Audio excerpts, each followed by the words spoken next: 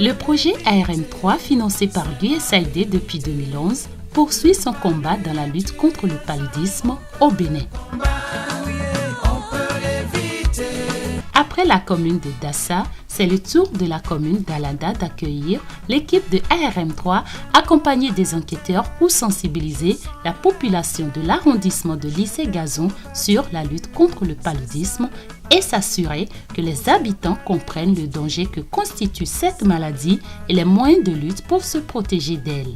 Bon, nous sommes motivés par le dégât que constitue le paludisme dans notre pays, le Bénin.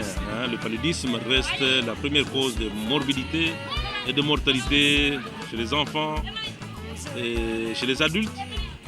Et on s'est dit que cette maladie, on la connaît suffisamment bien pour que ça ne continue plus à tuer les Béninois. Voilà en tout cas ma motivation d'être là pour la sensibilisation de la population afin que la population sache se prendre en charge. Je suis plus qu'heureux, fou de joie d'avoir accueilli ce jour, cette activité dans mon arrondissement. Bon, avant toute chose, je tiens à remercier l'USAID et tous ceux qui l'accompagnent. Notre mal, la maladie dont souffre ma population ici, c'est le paludisme. Pourquoi?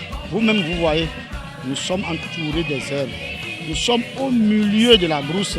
Nous avons opté certaines approches qui nous permettent de toucher nos groupes cibles. Et quand on touche les groupes cibles qui sont les femmes, nous sommes sûrs qu'elles vont agir. Elles vont agir parce qu'il s'agit de promouvoir le moustiquaire, l'utilisation des moustiquaires toutes les nuits, toutes les saisons, toute l'année. Il s'agit de convaincre les mamans qu'il faut aller tôt à la consultation prénatale pour prendre les SP. Il s'agit de convaincre les parents que dès que l'enfant a la fièvre, n'attendez pas. C'est ça souvent qui rend la fièvre beaucoup plus grave et qui peut l'entraîner l'enfant jusqu'à les convulsions. Donc on aimerait amener les mamans, c'est que ne perdez pas le temps à la maison. Quand l'enfant a la fièvre, il faut l'amener le plus vite possible. Donc je suis sûr que ces messages-là ont été diffusés largement. Un jeu public a donc été organisé.